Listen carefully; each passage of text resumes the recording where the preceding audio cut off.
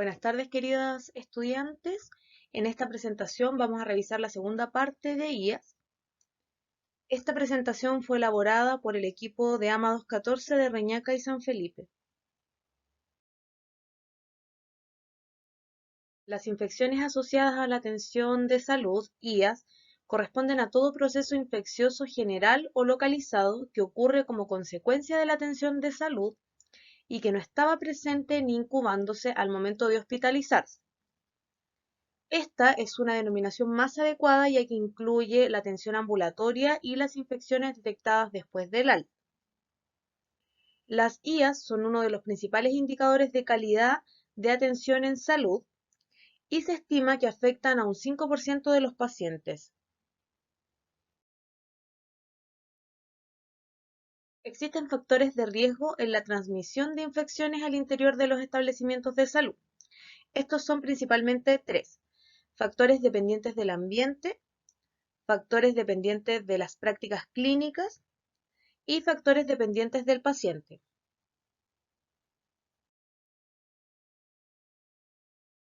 Bueno, pero ¿por qué son tan importantes las IAS? ¿Cierto? Primero, porque aumentan la morbilidad y la mortalidad alrededor en un 6%, ¿cierto? Más de las personas que las contraen. También porque en un año se presentan alrededor de 70.000 IAS, porque los costos adicionales de 1 a 25 días adicionales o entre $600 y $40.000 por episodio según el tipo de infección, lo que conlleva que hay un costo aproximado para el país de 70 millones de dólares y alrededor de 6.000 personas al año fallecen por IAS. Como ya habíamos revisado, el principal reservorio de microorganismos patógenos está en los pacientes infectados o en el personal de salud infectado y que en muchos casos y por distintos mecanismos de transmisión que frecuentemente se asocian a la atención clínica, van a colonizar o infectar a otros pacientes. Entonces, el objetivo del manejo de las IAS es interrumpir la cadena de transmisión de una enfermedad infecciosa a fin de prevenir el contagio entre pacientes y personal hospitalario.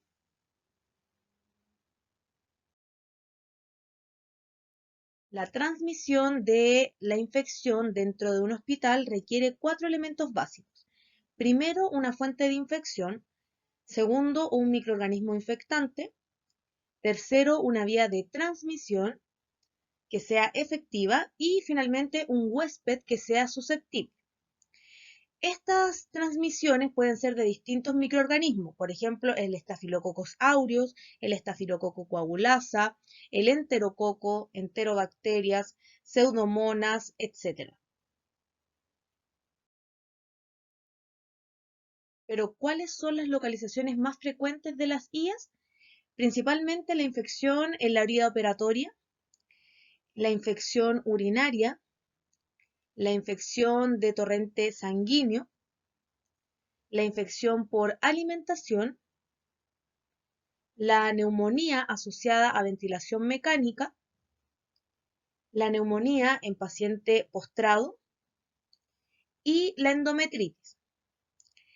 ¿Cuáles son las más importantes para el ámbito ginecobstétrico? Primero, la infección de herida operatoria en el caso de la cesárea, la infección urinaria en el caso de los catéteres urinarios, ¿cierto? Sonda Foley, sonda Nelaton, que vamos a revisar el próximo año. La infección de torrente sanguíneo asociado principalmente a la postura de vías venosas. Y finalmente, la más importante y por la cual nos siguen específicamente solo a las matronas y matrones y a los médicos ginecobstétricos, que es la endometritis puerperal.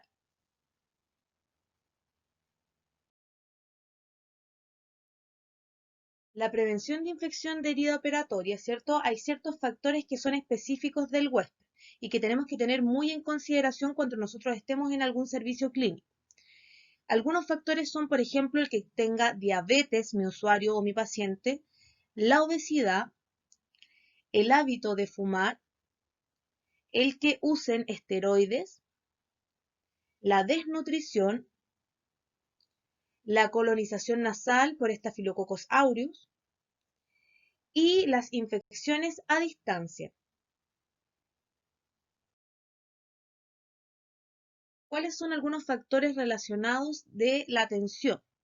Primero, el tema del baño, el corte de vello. Nosotros en el caso de las cesáreas antes hacíamos un rasurado, ¿cierto? Un rasurado sobre la región púbica, pero por tema de IAS ya no se hace un rasurado, ¿cierto? Se hace solamente un recorte de vellos. También otro punto importante es la estadía preoperatoria, los antisépticos en la piel, el lavado quirúrgico de manos, si el personal se encuentra colonizado, la asepsia quirúrgica, la buena utilización de guantes quirúrgicos y también la educación, la esterilización del instrumental. Y un punto muy importante es que los drenajes aumentan, ¿cierto? Los costos sin disminuir los riesgos. Entonces hay que tener ojo también en el tema de los drenajes. Y finalmente recuerden que la vigilancia de las IAS reduce las tasas, ¿cierto?, de infección más o menos en un 30%.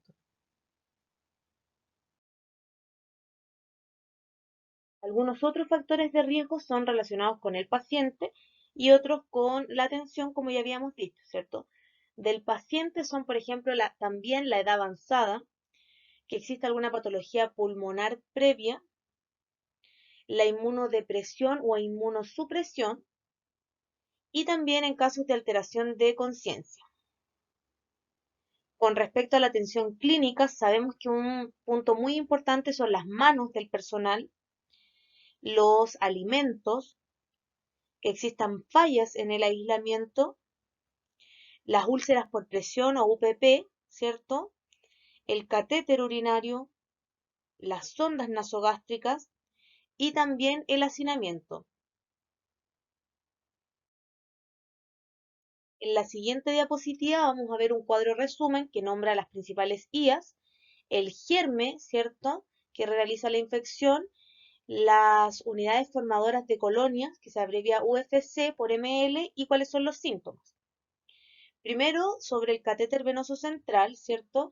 El germen más frecuente es el estafilococo coagulasa negativo, el estafilococcus aureus, Escherichia coli, entre otros, ¿cierto? Tienen que ser más de 1000 unidades formadoras de colonia por ml, aunque no tenga síntomas. ¿Y cuál es la sintomatología que ustedes pudiesen encontrar? En este caso es eritema, que si no conocen el término lo buscan y lo agregan a las definiciones que hemos estado trabajando. La induración, ¿cierto? Y el dolor o pus en 2 centímetros. ¿A qué se refiere? Es a 2 centímetros de la zona donde se puso el catéter venoso. Eso es lo más frecuente. También en el caso de ventilación mecánica, que no es tan común en el ámbito ginecobstétrico, pero sí mucho más común en el ámbito neonatal, lo mismo, el estafilococcus aureus, Escherichia coli, más de 1000 unidades formadoras de colonia por ml, y lo que va a provocar es fiebre o hipotermia, leucocitosis, secreción bronquial, muco purulenta e infiltrado en la radiografía de tórax. Con respecto a la sonda urinaria, que la más común es la sonda Foley, el germen es Escherichia coli, tienen que haber más de 100.000 unidades formadoras de colonia por ml, aunque no haya síntomas. ¿Y qué sintomatología pudiesen ustedes encontrar? Son orinas turbias de mal olor, hematuria, lo mismo, si no saben lo que significa hematuria, lo buscan, piuria y aumento del sedimento. Y también es una de las más frecuentes. Y con respecto a la infección de vía operatoria, el germen más común es el estafilococo coagulasa negativo. Tienen que haber más de 1000 unidades formadoras de colonias por ml y generalmente pueden encontrar fiebre, leucocitosis y secreción mucopurulenta. La fuente de infección puede ser endógena, cuando el microorganismo infectante proviene de la flora propia del paciente, del personal de salud y o de los visitantes, ¿cierto? Que pueden ser enfermos o pueden ser solamente portadores. Y también puede ser una fuente exógena, cuando el germen infectante se encuentra en materiales y equipos, en otras personas colonizadas o infectadas o en el medio ambiente.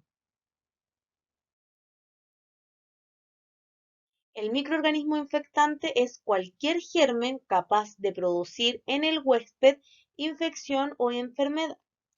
Y esta capacidad está dada por la concentración microbiana, la resistencia microbiana y finalmente el tamaño del inóculo.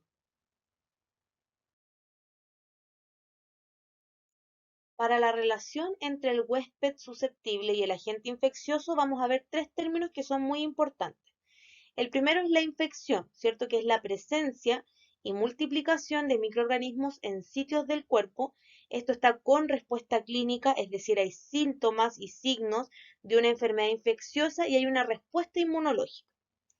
Pero también tenemos dos conceptos aparte que están muy relacionados, pero de todas formas son distintos, que tienen que ver con la colonización y con la aportación, ¿ya?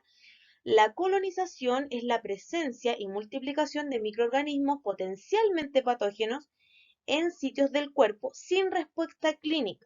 Es decir, no hay síntomas, ni signos, ni respuesta inmunológica, ¿ya?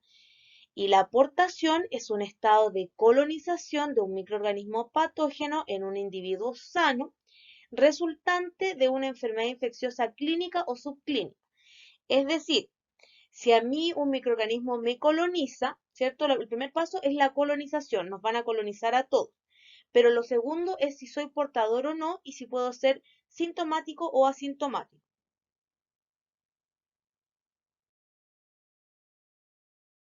¿Cuáles son los sitios de colonización más frecuentes? Primero, la piel, especialmente en áreas húmedas. El aparato digestivo, ¿cierto? Puede ser la boca, el intestino grueso. El aparato genital, principalmente la vagina. La vía aérea, que puede ser la nariz u orofaringe. Y la vía urinaria, que puede ser, por ejemplo, la uretra anterior.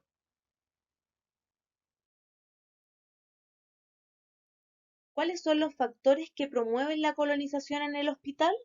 Primero, que exista una hospitalización prolongada, el uso de antibióticos, los procedimientos invasivos en general y también los dispositivos o cuerpos extraños, ¿cierto? Es decir, un drenaje u otros.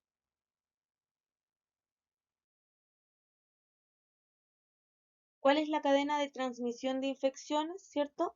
La producción de una infección o colonización de un paciente requiere de la existencia de la cadena de transmisión de infección. Primero, con el reservorio, ¿cierto? Que es el lugar donde los microorganismos se mantienen, crecen y se multiplican. Ya sabemos que puede ser animado, como el humano, los pacientes, el personal de salud, etcétera, o inanimado, como los materiales y los muebles. También puede ser específico, es decir, el microorganismo es capaz de sobrevivir solamente en un determinado reservorio. Y también puede ser inespecífico, en donde el microorganismo es capaz de sobrevivir en distintos reservorios. Sobre el agente infeccioso, ¿cierto? Es el microorganismo responsable que se produzca una enfermedad infecciosa. Cada uno de ellos tiene ambientes o reservorios en los que pueden permanecer y sobrevivir. Algunos de estos agentes infecciosos pueden ser bacterias, virus, hongos o parásitos.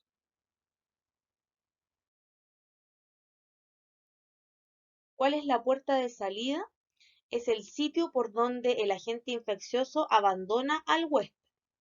Las principales puertas de salida de los agentes son la vía respiratoria, la vía genitourinaria, la vía digestiva, la piel y finalmente placentaria.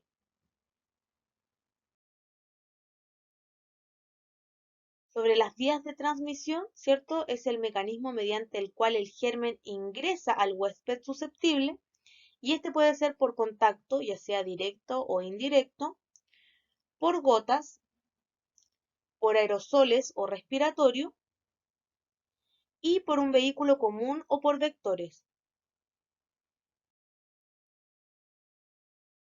Como ya hemos mencionado, la transmisión por contacto es la más frecuente y puede ocurrir por contacto directo, cuando entran en contacto dos superficies corporales y existe transferencia de microorganismos entre un huésped susceptible y otro colonizado o infectado a través de las manos principalmente y también a través de otros contactos. También puede existir un contacto indirecto cuando ocurre la transferencia, ¿cierto?, por medio de agujas o de objetos inanimados o cualquier tipo de instrumento u elemento.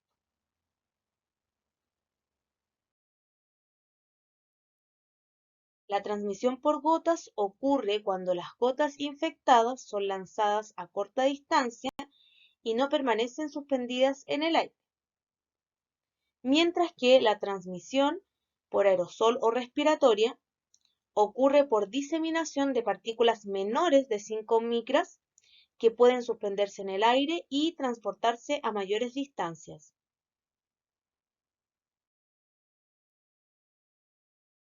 La transmisión por medio de un vehículo ocurre cuando el microorganismo se transmite a través del agua, del aire, los alimentos o medicamentos. Y también existe la transmisión por medio de un vector y es cuando es ocasionada por un insecto o roedores, como por ejemplo la malaria, el dengue y la rabia.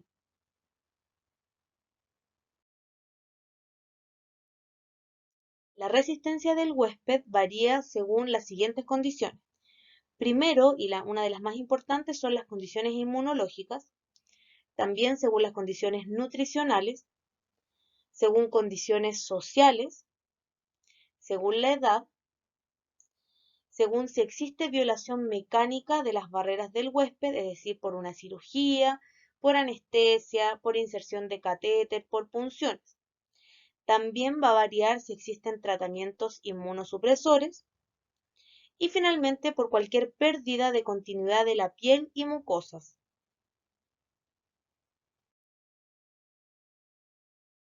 Pero ¿cómo evitamos la expansión a otros y a nosotros mismos de una infección?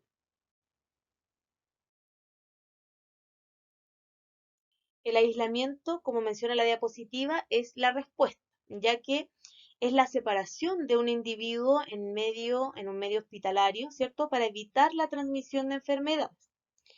Este tiene como finalidad interrumpir la cadena epidemiológica, separando la fuente y cortando el mecanismo de transmisión.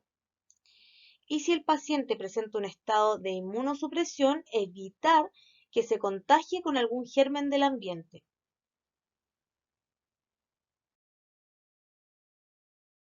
El aislamiento hospitalario, que lo vamos a revisar en profundidad en las próximas presentaciones, ¿cierto? Disminuye la incidencia de infecciones nosocomiales o IAS, previene y controla los brotes, racionaliza el uso de recursos y mantiene una alta calidad de atención. Y también es selectivo, ¿cierto? No es invasor, también es insustituible, no requiere de orden médica. En él interviene todo el equipo de salud y puede ser realizado dentro y fuera del hospital. Ustedes ya saben que en los casos de COVID, en los casos más graves tenemos aislamiento en el ámbito hospitalario, pero en los casos más leves también tenemos aislamiento en los domicilios.